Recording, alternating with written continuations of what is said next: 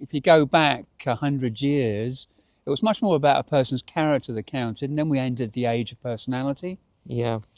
And if you do leadership training or management training, invariably the default is you start with the personality tests. So it's about personality, and it's always been about personality. And I think we need to get back to an age of character. Yeah. And a lot of people I talk to when they've done these assessment tools, personality tests, they say it kind of divides because those are personalities that seem to be the winning personalities. And what I wanted to do, I wanted to create a tool that united people. Hello and welcome back, everyone. Today I'd like to introduce you to Neil Tuson, and he's going to be talking about the world's first character assessment tool and how it can improve every area of your business. But before we get started, Neil, can you give the audience just an intro to your background? Yeah, it's a good question.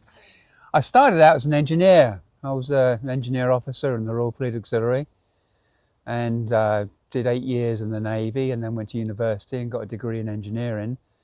And I was married to an American girl at the time, and I moved to the States, and I couldn't get a job as an engineer. But there was always jobs in sales. And sales in England at that time was a dirty, we're talking about the 80s, it was a dirty word. But I went into sales. And it reached a point where I was working for this big manufacturing company, and I had this big project in Huntington Hospital, Pasadena. Right. And all I had to do was make a presentation. And it was awful. It wasn't who I thought it was going to be there. I walked into this room, there was a sea of people looking at me, and I just wanted the ground to open up and swallow me, and I really messed it up. Yeah. And my boss said to me, "You've got to learn how to speak in public now."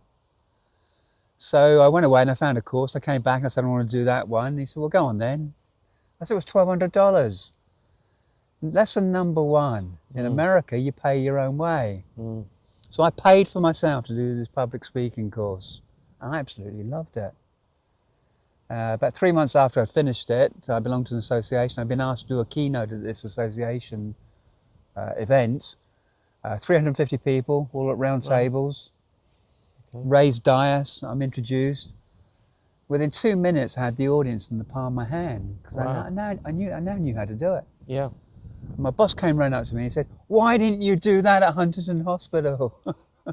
And I can still remember to this day the words that came out of my mouth. I said, "Steve, it wasn't that I couldn't, I'd never been shown how to." Yes. And as those words came out of my mouth, I went, "Ooh, it wasn't I couldn't, I'd never been shown how to." Yeah. So I suddenly realised I actually preferred this world of personal development and team development than I did the world of engineering and sales.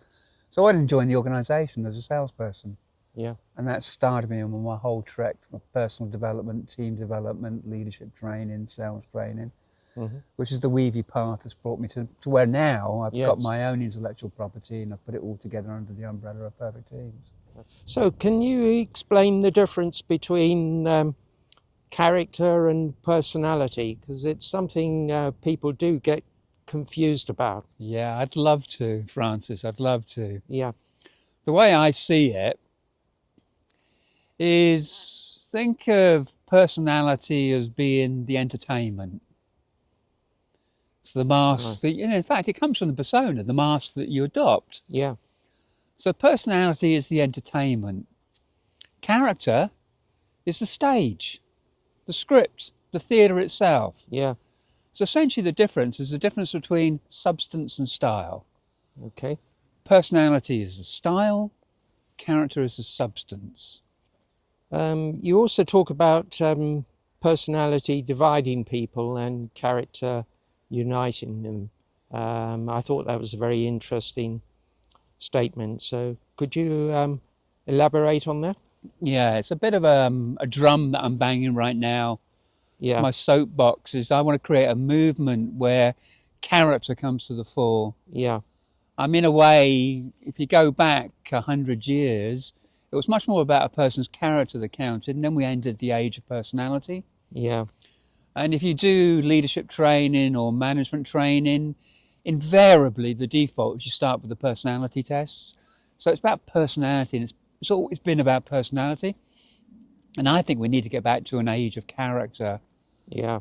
And a lot of people I talk to when they've done these assessment tools, personality tests, they say it kind of divides because those are personalities that seem to be the winning personalities. And what I wanted to do, I wanted to create a tool that united people, brought people together so they actually realized the different strengths that each of the characters could have in the equation. And so it's a little bit of a marketing angle, but I'm actually saying that personality divides, character unites. Yeah, I think that's a really good explanation there. Yeah. What I'm doing really is, it's a big mountain. You know, there's a lot of vested interest in personality tests. Yeah. And there's me and perfect teams. Yeah. And we want to change the world. We want the paradigm to shift to where Absolutely. a person's character counts. Yeah. And I've got a fantastic quote that I use, Martin Luther King. Oh, yeah. And in fact, actually, I mean, if you want to look at the stark difference between personality and character, Trump with personality, the great big projection. Yeah. Martin Luther King, I have a dream. Yeah. But that speech went on to say, I have a dream that one day my children will be judged, not by the colour of their skin, but by the content of their character. Yes. Yes. It's deeper, it's more ingrained, it's more intrinsic. Yeah. So the truth is you need both. Yes. You need personality and you need character. But what you want is you want the congruence. The authenticity comes when you got the two. The person's personality matches the character. But when it's overinflated, like an ego-inflated windbag, then you've got problems. Yeah. Now, an awful lot of people get fooled by these inflated windbags, these projected personas, these projected personalities. Let's get back to something real, of substance. Yes. I think the world's crying out for it, to be quite honest. Yes, I agree. Yeah, 100%. Yeah. Okay, so tell me about some of the stories.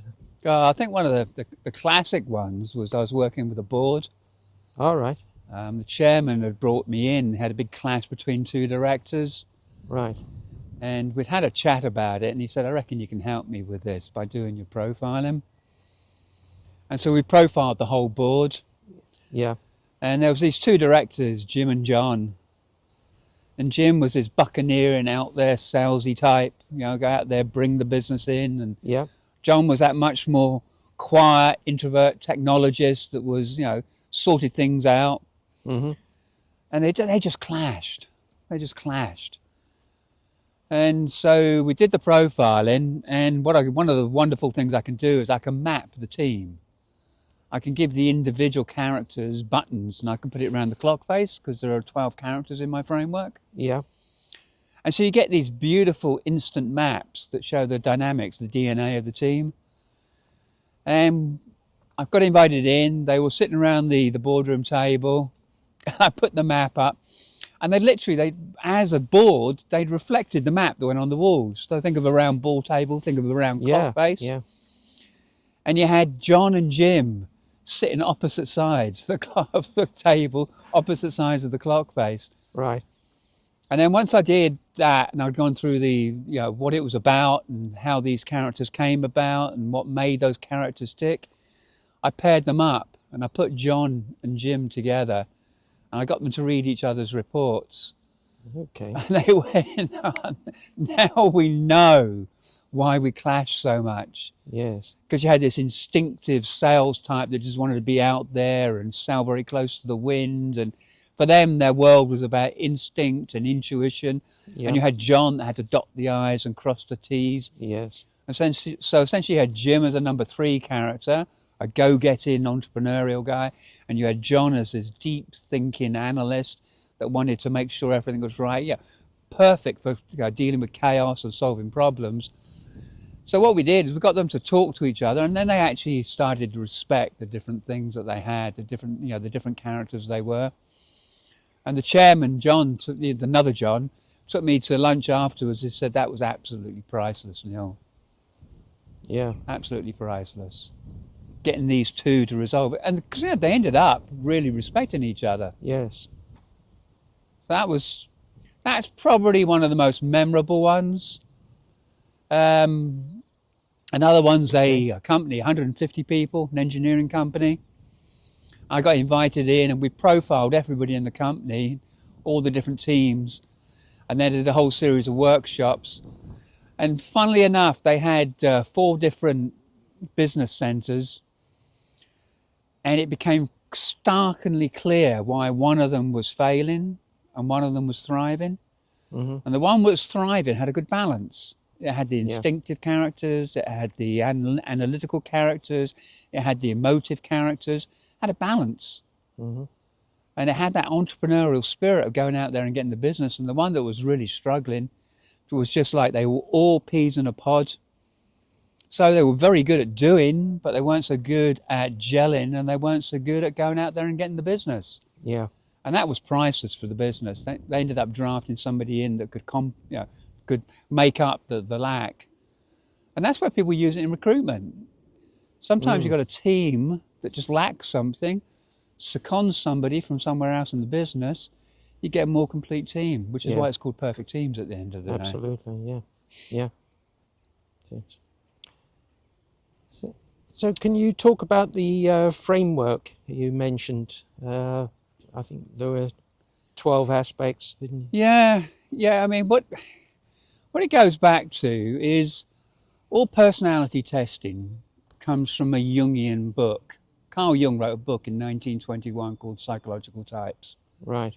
Yeah. And he had a theory that we were thinkers or feelers, we were introverted or extroverted. Mm-hmm. And then he came up with something called we are intuitive or sensing. Mm. And so what it is, for his model to work, it was an or, this or that, this or that.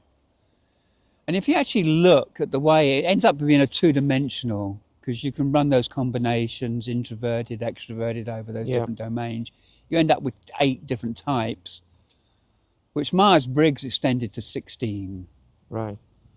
And that's the basis of all personality testing in the world today. Yeah. And I had a thought experiment where I actually sat down with Carl Jung. And I said, Dr. Jung, I want to challenge you on your framework. He said, well, go on, young man. I said, you introduced this thing to the world, fantastic legacy, it's created fantastic conversations, it's been used all over the world in group dynamics, leadership training, fantastic legacy, but you got your source code wrong. He said, do tell me more, young man. I said, you got thinking or feeling. I'll give you that, thinking or feeling, head or heart. You then got this thing called introverted or extroverted, the internal or the external. I'll give you that. Okay. But you then got this thing called intuition, and you called it irrational. And if I went out and met all the entrepreneurs that I know that run businesses and told them they're irrational, they'd punch my lights out. Mm. Why don't you take your irrational component of intuition, which is your gut instinct, and put it on equal footing with thinking and feeling? So it becomes about thinking and feeling and intuition. Yeah. And drop the sensing, because it's just a smorgasbord of leftovers, thinking and feeling, to give you something to put against, to juxtapose intuition against. And he said, do you know what, young man, I think you're right. And what that would do is that would chop off that whole branch of psychometrics and personality testing at the root and take the whole process in a different direction. And that's what I want to do. I want to chop it off at the root and say, okay, that's done and dusted. Let's go this way, where it's about thinking and feeling and intuition with an introverted or an extroverted overlay. Yeah. And any mathematicians that are listening to this quickly can realise that you've got 12 different components there. Because you can run the thinking, the feeling and the intuition. You can have 6 combinations there. 6 times 2 is 12. Yeah. Give them numbers, put them around a clock face, instant perfect team maps. That's the whole basis of my framework. Right. Basically rejigging and helping Carl Jung get it right for the 21st century, so that we've got a quick, instant, simple way of mapping people and talking about character, not personality. Right. Splendid. That's fascinating, Neil. Is there anything else you'd like to say? Yeah, I'm looking for people to adopt, adopt my intellectual property. Okay. Right now, I feel like I'm the lone prophet in the wilderness, talking to the clouds. And it's a movement. I've got 8 Yes. licensees right now. I'm looking for other people to come on board and adopt this methodology so that we can go against that mountain of personality, get over the top and go into a new horizon where we're actually talking about character in the world instead of personality. Yes. Yeah. That's my mission in life, really. Okay. So hopefully this video will work towards that goal. That's my goal in producing this video. So, Okay, I hope so too. yeah. Okay. Thank you very much, Francis. It's great talking to you. I'd like to thank you, Neil, for agreeing to do the talk today. If people want to get in touch with you, what's the best way? Well, there are not too many Neil Tusons in the world. So if you were to put Right. Neil Tuson into Google, I'm probably going to come up quite quickly, especially if you tag it with Perfect Teams. Yeah, yeah. Email's neil@perfectteams.co.uk. I'm on LinkedIn. I've got a YouTube Okay. channel. So I'm very easy to get Yeah. hold of. And I'll put Neil's contact details in the comments below this video. And if you have any questions for him, then please post them below too. And is there anything else? I know you've written a couple of books, several books, in fact. Yeah, Would you like I've to had say 3. I've anything? had 3 published. Yeah. And I'm writing the 4th right now. Yeah. First one was 30 years ago. Ish, maybe 28 years Okay. ago. It's called The A to Z of Positive Thinking. Right. That did very well. There's a German edition that I still get Yeah, royalties great from. title as well. It was Book of the Month when it came out. Yeah. So that did very well. Second one's called The Freedom Tree. Okay. So the first one's about mindset. Second one, The Freedom Tree, is more about the life journey that we all go through, the cycles of life we go through. Yeah. So it's much more about personal development. Okay. The third book, which I published last year, is called Listening, Laughing and Learning. Right.